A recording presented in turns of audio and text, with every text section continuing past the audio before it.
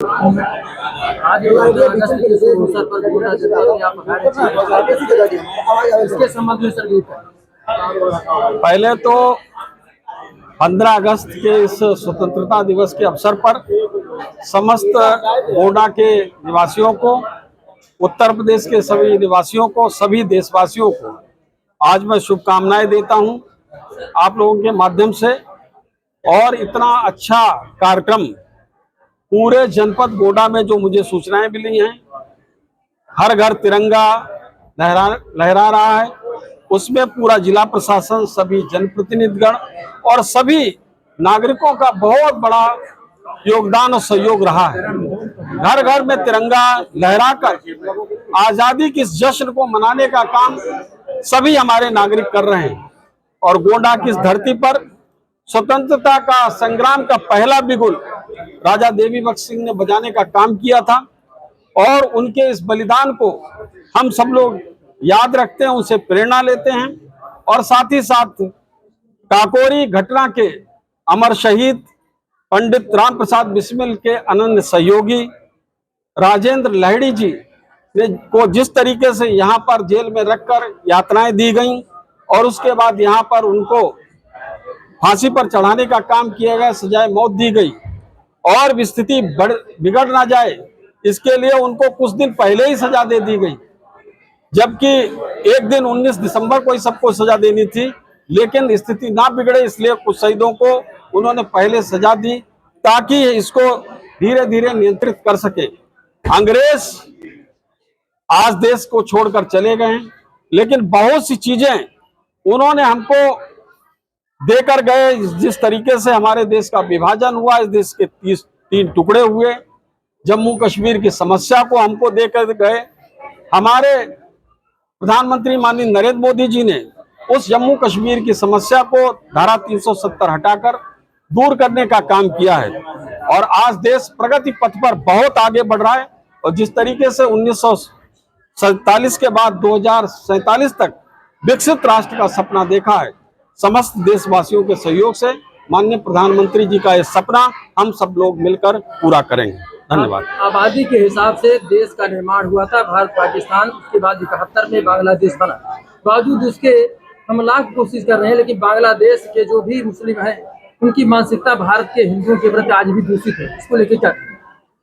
देखिए, हम हिंदू लोग एक वसुधैव कुटुंबकम की बात करते हैं, सर्वधर्म समभाव की बात करते हैं, लेकिन कुछ विकृत मानसिकता के लोग लगातार इस पर प्रहार कर रहे हैं और इसको बिगाड़ने का काम कर रहे हैं। और जिस तरीके से वहां पर हुआ है बांग्लादेश में, निश्चित रूप से वो बहुत ही गलत है और वहां के शासन प्रशासन में व्यवस्था बैठे हुए लोगों को उसको देखना चाहिए और सही करना चाहिए और उनको सीख लेना चाहिए भारत से, हिंदुस्तान से, कि किस तरीके से सबका संरक्षण करके, सबको समानता के अवसर प्रदान करके सबको बढ़ने का अवसर दिया जाता है। अगर वो भारत से सीख नहीं ले सकते हैं तो मुझे लगता है कि कभी वो स्थायी लोकतंत्र नहीं चल सकता है। पाकिस्तान में अब तक 77 साल में कोई भी ऐसा प्रधानमंत्री नहीं बना है जो 5 साल पूरे कर चुका हो। इसी तरीके से वहां पर भी कई बार फौज का शासन रहता है बांग्लादेश में, कभी व्यवस्था लोकतांत्रिक आती है तो वहां पर भी अस्त व्यस्त चलता रहता है। भारत से अगर सीख लेकर ये शासन व्यवस्था को दुरुस्त करेंगे, सबके साथ न्याय करना सीखेंगे, तभी वहां पर लोकतांत्रिक मूल्यों की स्थापना होगी और तभी वहां पर स्थायी रूप से लोकतांत्रिक व्यवस्था काम करेगी। मंत्री योगी आदित्यनाथ ने कहा या तो पाकिस्तान खत्म होगा या तो भारत में विलय होगा।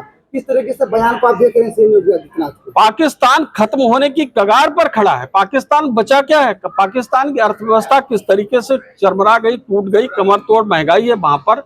और जिस तरीके से बलूचिस्तान के लोग वहां पर आने का लिए कब्जा करने के लिए आतुर हैं और जिस तरीके से जम्मू कश्मीर का जो गुलाम कश्मीर है, वहां के लोग भारत जिंदाबाद के नारे लगाकर भारत में आना चाहते हैं। भारत एक विकसित राष्ट्र की तरफ बढ़ रहा है। भारत के लोगों को सभी प्रकार की सुविधाएं मुहैया कराई जा रही सरकार की तौर से। बहुत से लोग वहां से भी यहाँ पर आना चाहते हैं, हम तो उनको रोके पड़े हैं। तो आज नहीं तो कल पाकिस्तान को खत्म होना ही है। पाकिस्तान का नक्शा मिट जाएगा इस दुनिया के नक्शे से। मंत्री जो यहाँ अवैध बांग्लादेशी ने, क्या उनको भारत से बाहर भेजा जाएगा? देखिए, आगे आने वाले समय में मुझको लगता है कि उसका परीक्षण करना चाहिए। जो अवैध रूप से आया है तो उसको अवैध रूप से अगर है तो उसको निश्चित रूप से बाहर जाना चाहिए, उसके लिए कोई व्यवस्था बननी ही चाहिए। जो वैध होगा वो नागरिक हमारा है, उसका सम्मान है, उसको पूरी स्वतंत्रता और संरक्षा देने का काम करेंगे। लेकिन अवैध रूप से, अनधिकृत रूप से कोई आता है तो उस पर विचार ही करेंगे। दुनिया के किसी भी देश में अगर किसी अमेरिकी पर हमला होता है, अमेरिकी नागरिक पर, अमेरिका सर्जिकल स्ट्राइक तुरंत कर देता है। क्या समय आ गया है कि भारत के हिंदुओं पर जो अत्याचार, भारत से जो अलग होकर के बांग्लादेश गए, क्या अब समय आ गया कि भारत भी सर्जिकल स्ट्राइक करे? नहीं, वहां पर अभी उनकी व्यवस्था है, वो अपनी व्यवस्था को सही करेंगे। मुझको लगता है कि वहां के जो व्यवस्था में बैठे हुए लोग हैं, और अगर किसी तरीके से हिंदुओं की संरक्षा सुरक्षा के लिए हमको जो भी कदम उठाने पड़ेंगे, हम उसको उनसे कहेंगे, दबाव डालेंगे वहां की सरकार के ऊपर कि हमारे हिंदू भाइयों की संरक्षा सुरक्षा सुनिश्चित की जाए। मंत्री जी, पक्ष वोट जमीन को लेकर अखिलेश यादव ये कह रहे हैं कि भाजपा रियल एस्टेट के साथ काम कर रही है। अगर वक्फ बोर्ड की जमीन उनको देना चाहती है जिसका है, तो क्या वो लिखित में देंगे भाजपा सरकार? मोहित खान के ऊपर तो वो डीएनए टेस्ट और ये सब, ये लगाओ, ये करो, वो करो, वो किस तरीके से बोल रहे हैं।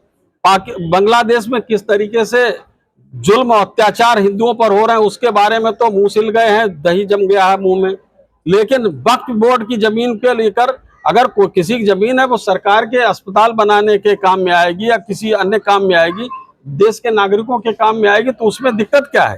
तो उसकी एक व्यवस्था बनाने का काम अगर होगा तो अच्छी बात है। मंत्री जी, नवाब सिंह यादव के घर पे बुलडोजर कब चलेगा? इस तरीके से उन्होंने हैवानियत की एक मासूम बच्ची के साथ। देखिए,